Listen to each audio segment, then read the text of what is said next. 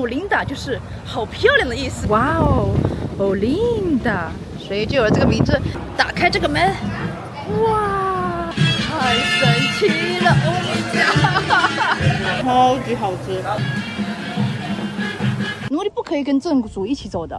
这个裙子上画的就是欧琳达这里的。今天下午走的地方，冰箱店全部都是各种狂欢节舞蹈。昨天晚上凌晨3点刚下飞机，我现在在的地方是整个南美洲最东边的这块地方。看一下我这住酒店，这是一个100年老宅，超过150年历史的一个葡萄牙风格的私人住宅，然后现在改成一个酒店。前台装扮也很漂亮，这一个那个小人偶就是那个狂欢节他们会拿这个人偶，所以这边还会有那个人偶的参观工作室，你看到这个人偶是怎么做出来的。这么一个漂亮的葡式建筑就建筑在这么一个漂亮的彩色小镇上。我对它不能叫它小镇，它其实是一个城市，不能把它说小，它只不过是看得很小而已，但它其实是整个巴西最古老的城市之一。然后刚刚第一我给你看了，我现在是整个巴西整个美洲的最东边。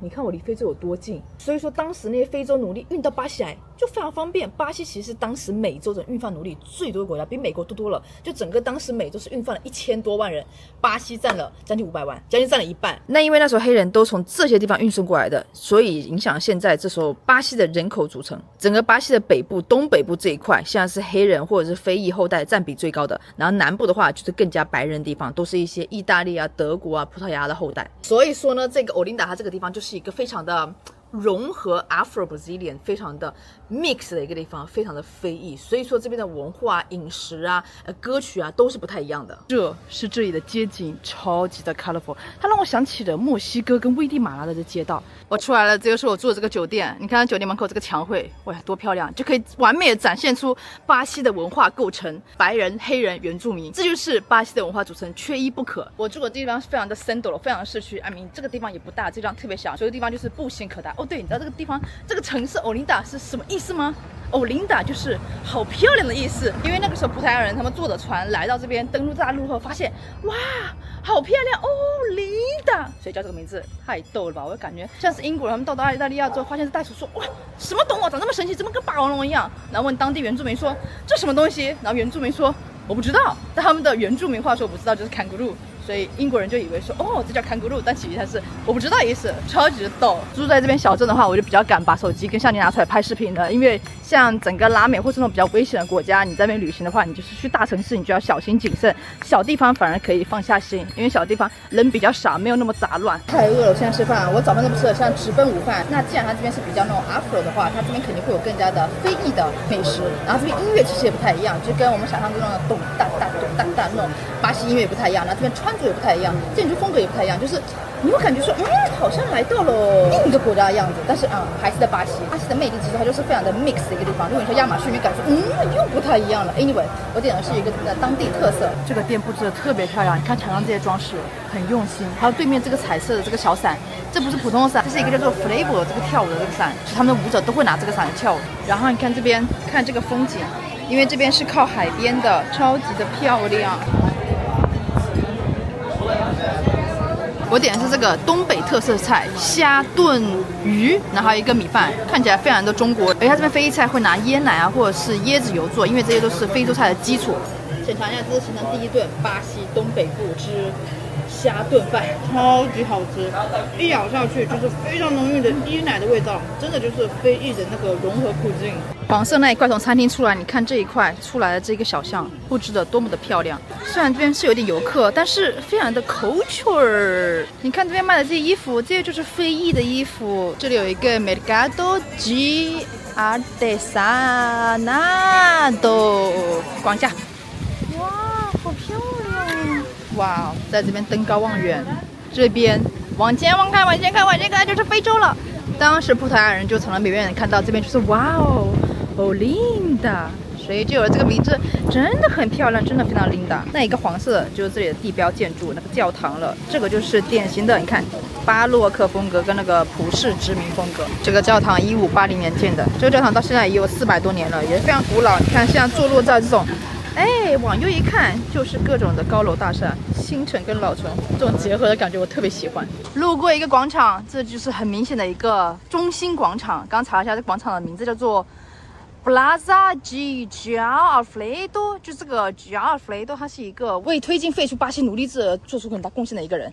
然后你看旁边这些就是大量的葡式建筑，这些房子都很漂亮，配上这个蓝天，太美啦！哎呀，到了，壮观的呢。小城就是好啊，走路不到10分钟就从山上走下来，这么快，咋回事？非常不凑巧，我来的时候竟然关门了，因为这平常是可以打开的。那就这样看一眼吧。我来这边很想要看一个，因为之前是不是奴隶吗？他们跟奴隶组在一起是不可能一起祷告的，奴隶是不是在一个自己奴隶的祷告间去祷告的，就类似于一个平房更矮一点的地方。我本来很想看那个的，看这边也写了这边的历史。哦，这个往边过来，这个平房，哎，这个可能就是之前奴隶去拜拜的地方，哎，奴隶就从这边走，奴隶不可以跟正主一起走的，有可能是这里。看到我明天要再来一次，因为在网上说那些从非洲运过来的奴隶，他们在拜祷告他们的非洲的神的时候，有时候还会在墙上拿石头啊或什么东西刻字，刻一些什么非洲图腾。虽然不知道机会大不大，但是可能可以仔细找一找。但是教堂外面的风景还是很不错的，看这些棕榈树，高高大大的棕榈树，很有加勒比海的感觉。虽然这边是大西洋，然后广场这边有一个博物馆，这个就是制作这个狂欢节那个人偶。这博物馆，打开这个门，哇，天了噜！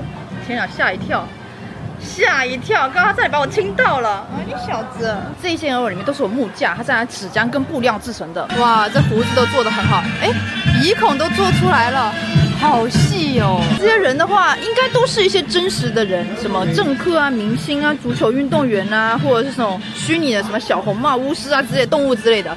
但我是都不认识啊，如果你们认识的话，可以打出来。这怎么像个亚洲人啊？Hello， 你是谁？然后他们做个人偶的话，就是一个文化认同咯，或者是群体互动了。比如说你说，哎，我认识你，跟你合照，就是这种感觉了。哇，太神奇了！有一种明星的感觉。